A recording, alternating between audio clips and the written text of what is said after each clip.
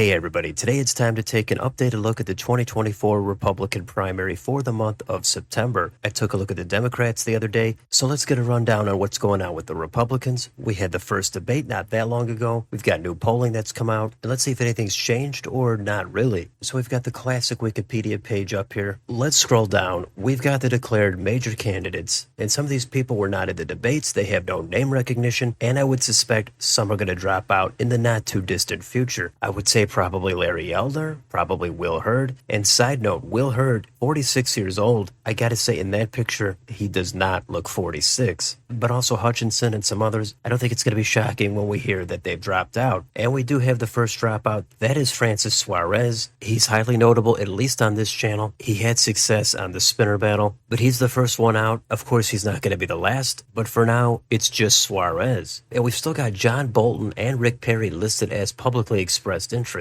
It's already a crowded field. We're coming up on the fall. I can't imagine Rick Perry jumping into this race. And if that wasn't bad enough, John Bolton makes Rick Perry look like he actually would have a chance. Also, we've still got Glenn Youngkin, potential candidate. This says he will consider after the 2023 Virginia elections. If nothing dramatic happens, it's hard to imagine Youngkin trying to run for president midway through his one term as governor. And at the same time, it might damage his credibility for running in the future. Let's scroll past the decline to be candidates section. There is a vice presidential page. That's probably a topic for another video. It's a little bit too early for that, but a lot of the usual names come up. Could be one of the candidates in the race currently, but we'll wait a little bit longer before we take a look at that. And now we've got debates. It's great to see the Republicans are having some debates. There was no Donald Trump. I'm not a fan of that, but it's been talked about over and over. He has a massive lead. He has nothing to gain. Still, for the principle of it, I'd like to see him in a debate. So I covered that first debate before and after, and I've heard some different takes. Most people seem to think Ramaswamy stood out the most and would probably get a decent bounce in the polls. A lot of people mentioned Nikki Haley. I thought Mike Pence did better than I thought. Ron DeSantis, I heard he didn't do enough. I heard he did fine. I thought he was pretty much right in the middle. Chris Christie is all in on being anti-Trump. And there were so many candidates, I think it would have been a little easier with maybe 2 or 3 less to get more speaking time and to get more questions in. But we'll see how that translated into the polls in a minute. The second debate is apparently on September 27th in Simi Valley, California. We'll see if anything happens between now and then. If we go on to the next section, we've got endorsements, and there's a lot here. You could look at this more in depth if you'd like. There's some nice maps here for the U.S. House, the Senate. There's also governors, and for the upcoming Iowa caucus, we've got members of the Iowa Senate and the Iowa House. Now, on a glance, more of them have endorsed Ron DeSantis. Trump actually kind of far behind. So on a local level, Trump not really getting the endorsements he needs. It's probably not going to matter much. He doesn't really have to do much campaigning on the ground floor, and probably the vast majority of those DeSantis endorsements would end up backing Trump in the general election. They have the same thing for New Hampshire and South Carolina. Again, Trump kind of lacking in those endorsements. Down here we've got campaign finance. A lot of money out there.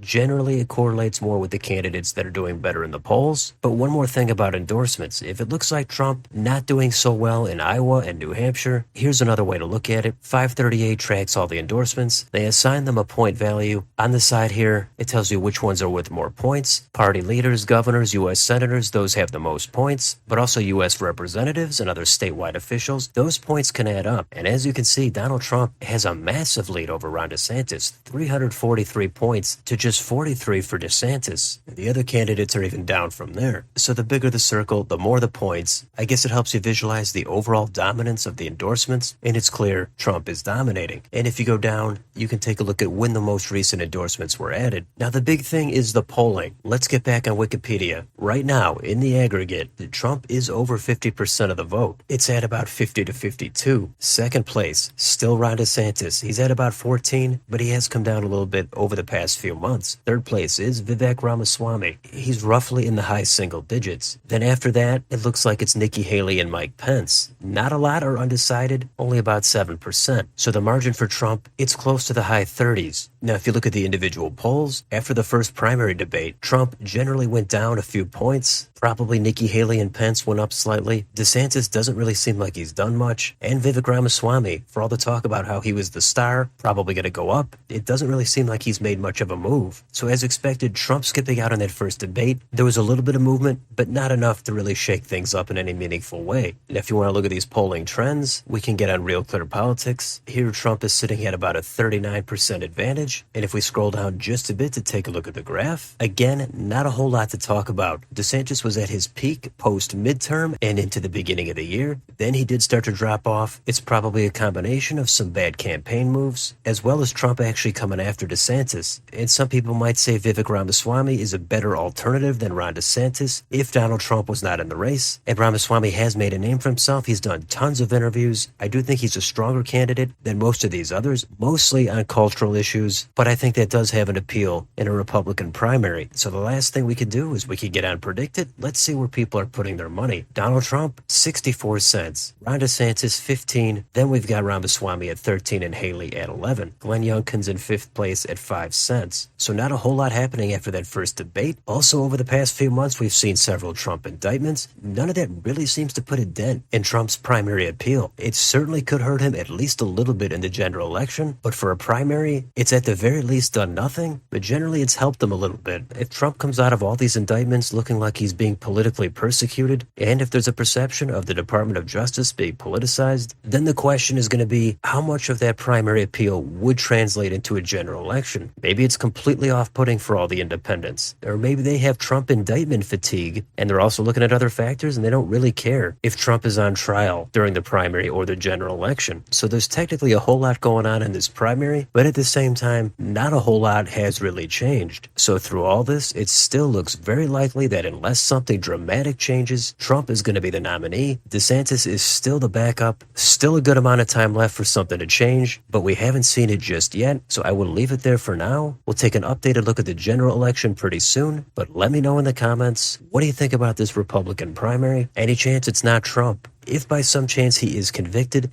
then what happens? Is there any chance he would drop out? Who do you think would be the stronger backup? Is it DeSantis? Is it Ramaswamy? Is it Nikki Haley? Maybe you think it's Scott Christie or Pence. Is anything going to change in the polls over the next month or two? Let me know down below. On your way out, don't forget to like, share, and subscribe. Hit the bell for notifications. Join if you'd like to support the channel. Thank you for watching, and I will see you on the next video.